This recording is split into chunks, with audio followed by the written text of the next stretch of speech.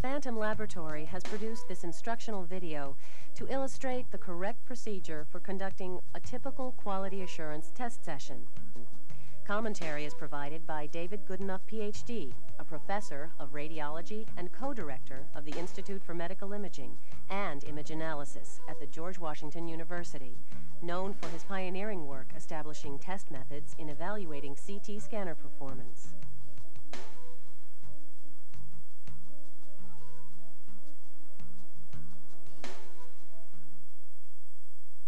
The Catphan really had its origins back in 1974.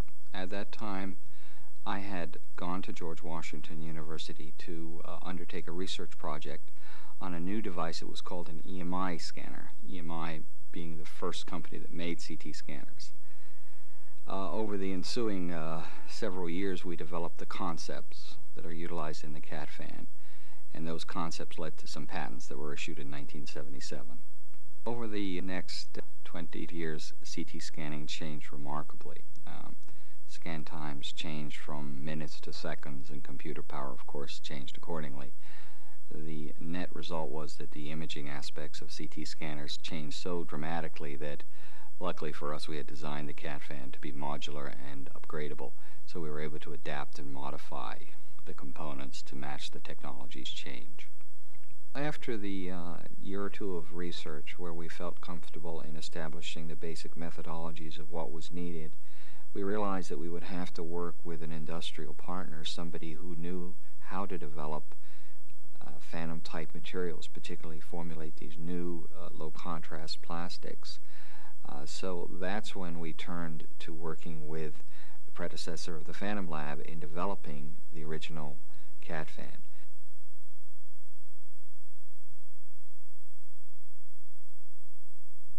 And in fact, then, that is one of the challenges of the Catphan, as I mentioned earlier, in keeping up with technology.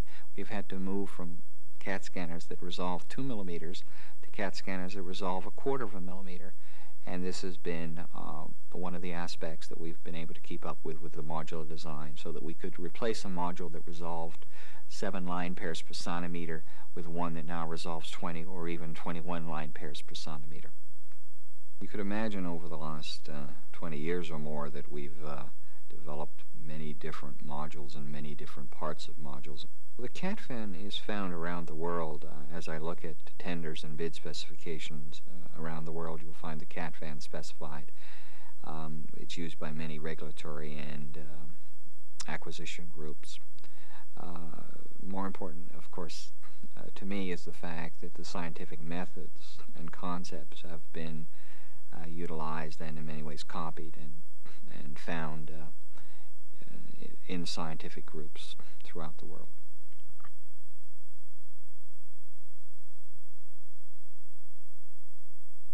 Through our evolution of design and refinement, we now offer 3 primary Catphan models. The 412 and 424 are very similar, with the difference of the 424 has a liquid bath module and the 412 uses a solid cast uniformity module. The 500 was designed to address some of the key concerns which have been brought on by spiral CT. One of the things that has changed over the years is that with the advent of spiral scanning, where the patient table is actually moved dynamically through the CT scanning beam, we actually have to encounter the situation of the modules being of greater thickness. The advantage of the thicker modules, particularly the 4 centimeter thickness, is that this enables you to monitor spiral scanning, where you may have objects from the slice above and the slice below essentially feed into the slice of interest. So if you consider a typical CT scan slice being 10 millimeters, you would need at least 30 millimeters.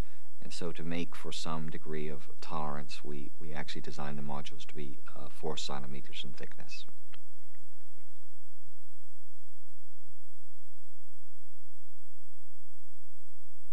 In CT, the performance of the scanner is affected by a number of variables, and one of the most basic is the change in attenuation, which is brought on by the different sizes of patients or going from a head to a body.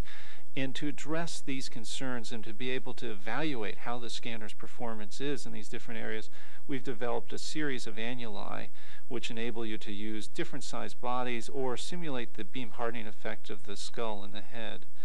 Additionally, we've done research utilizing anthropomorphic shells and shapes, and that's something that is available to customers on a custom basis. We are ready to begin a sample quality assurance test session.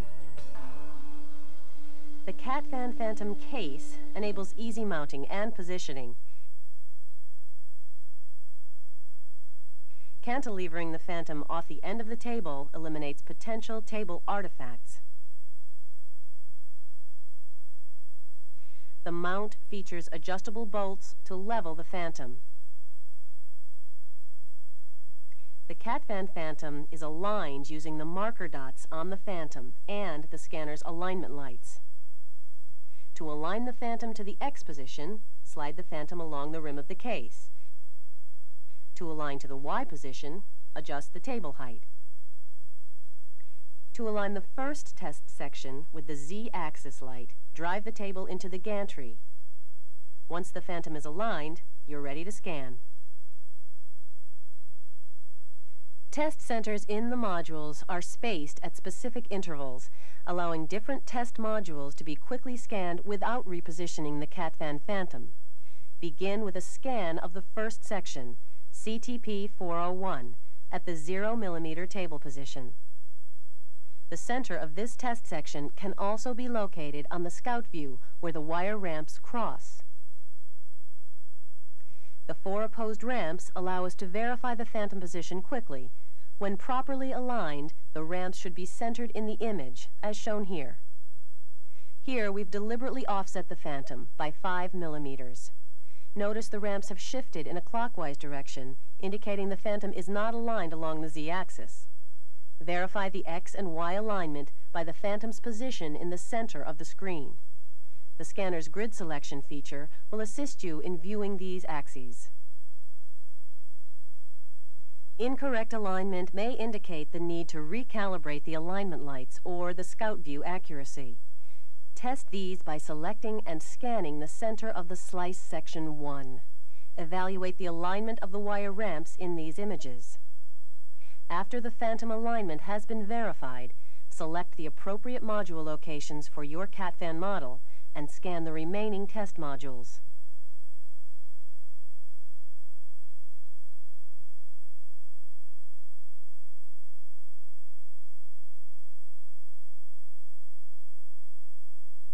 To measure the Phantom slice width, we establish the full width at half maximum of the slice width ramps. For this calculation, we use the region of interest measurement to determine the background CT number and subtract it from the peak CT number, where the ramps disappear with the smallest window setting.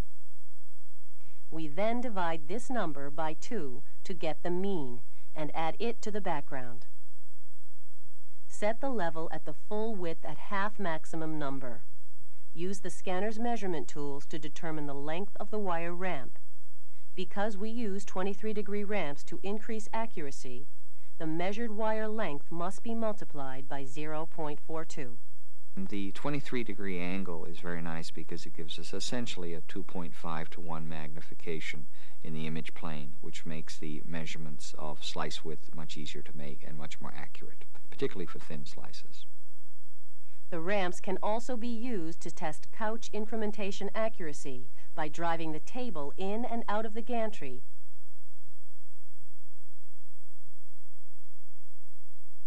and testing to see if the Phantom is returned to the same position. The 4 thin rods in the center of the Phantom are used to measure linear distortion and pixel size. To test for distortion, measure the distance between the centers of the rods. Surrounding the ramps are 4 sensitometry or CT number samples. These are made from air, LDPE, acrylic, and Teflon. The samples allow you to monitor any possible CT measurement problems resulting from scanner drift. This evaluation of CT linearity is extremely important when evaluating CT scanners used for treatment planning. All Catphan models use a very dense tungsten carbide bead to create a point source signal for the modulation transfer function, or MTF, plot. This patented bead design eliminates the errors which can be caused by misaligned wires. The reason we moved away from the thin wire as a point source to a small isolated bead was because a bead is much easier to align. We do not have artifacts from alignment such as streaking, and as such the small isolated bead constitutes a point source from which we can look at both the in-plane XY resolution and the z-axis resolution. In essence, we could look at the 3D point spread function. In the 412 and 424 models, the bead is located by itself in a 25 mm thick test module. By obtaining a pixel list of the pixels surrounding the bead and subtracting the background value, the point spread function can be plotted. Here we see a computerized MTF curve derived from this pixel data. In the Catphan 500, the bead is cast with a visual high-resolution test in a 40 mm thick module, allowing greater z-axis scanning length for spiral CT.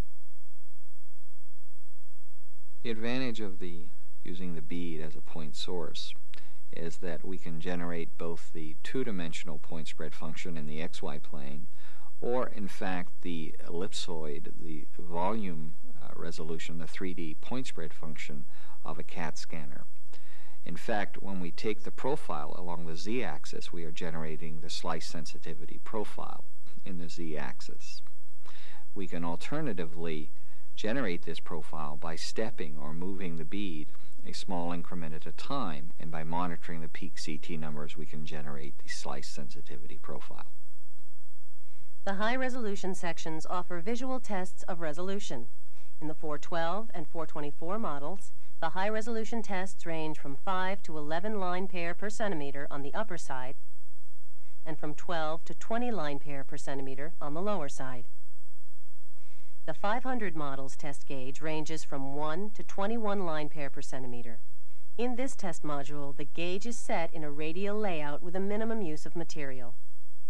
This reduces artifacts which might distort the data created by the MTF bead, which is cast into the same section. The Catphan low-contrast sections use solid cast technology. The low-contrast test section in the 412 and 424 Catphan models test nominal low-contrast levels of 0.1%, 0.3%, 0.5%, and 1% for 8 targets ranging in diameter from 2 to 15 millimeters. This section can serve as a quick reference in comparative QA measurements. For example, on this system, we now see 6 targets at 0.3%. If the low contrast deteriorates, we may only see, for example, 3 to 4 targets. The contrast variation is the difference between the background CT number and the test target CT number.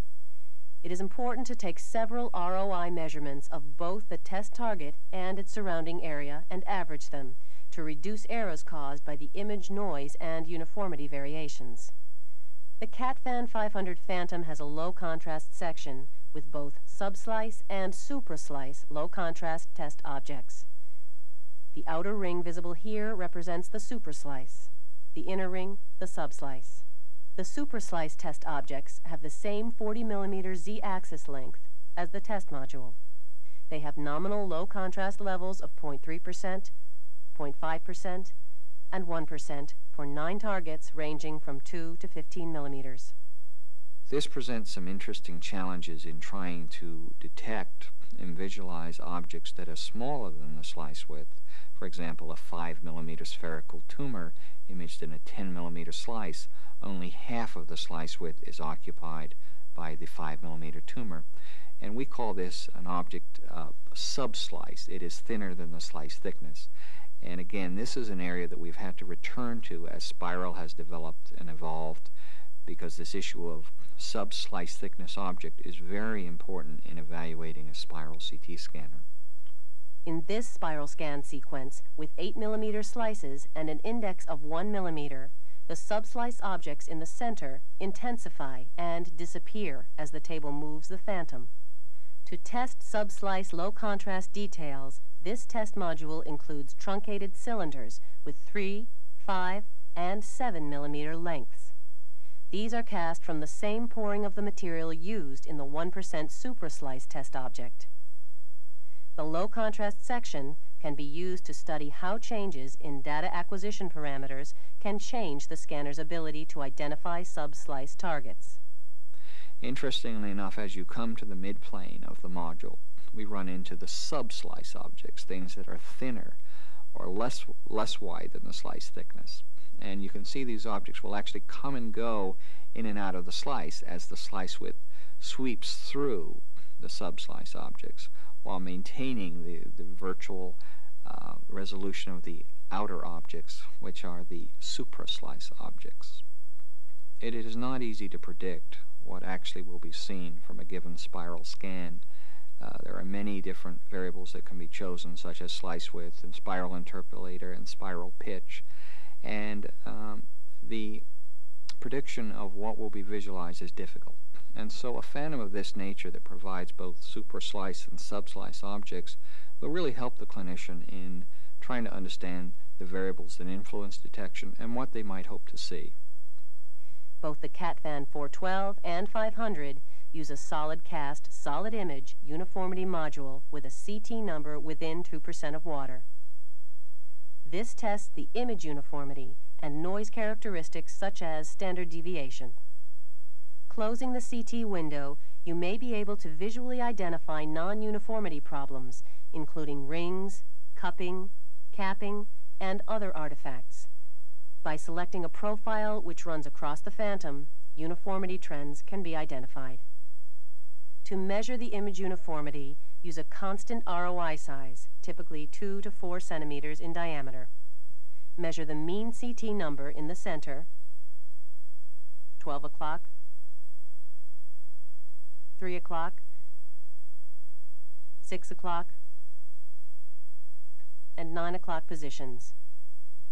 Use the minimum and maximum CT numbers to calculate the image uniformity. Remember that on the Hounsfield scale, a deviation of 10 CT units represents a 1% variation. To measure the noise, select a constant ROI size from 2 to 4 centimeters in diameter and set your ROI cursor in the center of the image. Make your measurement using the scanner's noise standard deviation function. With some practice, a typical quality assurance procedure, such as we've seen here, can be performed in 15 to 30 minutes. Such tests are critical to verifying the integrity of a scanner. The Catphan provides a test tool for monitoring your system performance. This monitoring will then be used to establish your own quality assurance standards, to provide a method to comply with regulatory groups, as well as providing a monitor of how well the system is being maintained, the service maintenance issue. The quality assurance process can be automated using software purchased separately. The Institute for Radiological Image Sciences Incorporated, or the IRIS Inc., has developed CT Auto QA for use on a standard PC. It allows images and data to be viewed, stored, printed, or transferred to database programs for time and trend analysis, including pixel size measurements from the 50 millimeter spaced rods. Here we see the phantom position. Slice thickness or slice sensitivity profiles, with their corresponding full width at half maximum. The CT linearity measurement, with the sensitometry material measured values. Note that the mean CT numbers for each material and the contrast scale are reported. The modulation transfer function derived from the point spread function, including the 50%, 10%, and the cutoff value of the MTF. The uniformity tests. The software automatically calculates the mean and standard deviation values. The vertical and horizontal profiles through the phantom center with measured fractional uniformity values. The low contrast resolution as predicted from the noise values. Auto QA is not provided with the Catphan Phantoms, but may be purchased from the IRIS Inc. to automate these processes. I get a lot of pleasure out of seeing the evolution of products, out of working with people and getting their ideas. We heard a lot of good ideas and observations from people in the field. We incorporated it into a design that enables the Phantom to be mounted off the case. We even have details like a level which is contained in the case. This kind of design evolution really is a result of both our internal efforts, but also our customers are bringing to us a great deal of useful and helpful information, and we look forward to that continuing challenge of meeting their needs as we move forward. Although we're not sure where spiral CT scanning will go, the last 20 years has shown us that CT scanning is continuing to evolve and is a very exciting modality. Scanners may get faster. We can anticipate very soon now the era of multi-slice scanners, where 2, 3, or more slices are being acquired simultaneously. One of the added advantages of the new thicker modules is that we will be able to monitor multiple slice CT scanners, and this will be a very valuable addition to test tools for evaluating CT scanning. Well, if one considers that in the last 20 years we've gone through something like 4 or 5 generations of CT scanning, involving factors of 10 to or even 100-fold improvement in performance, it is remarkable that the Catphan has been able to not only keep up with that technology, but in many ways has led it. I think the test objects in the Catphan today are already at or beyond current levels of performance, but history shows that they'll probably catch up, and we'll have to develop new higher resolution test patterns and new low contrast test patterns, and so I don't really think that history has shown us anything else than that things continue to improve and get better.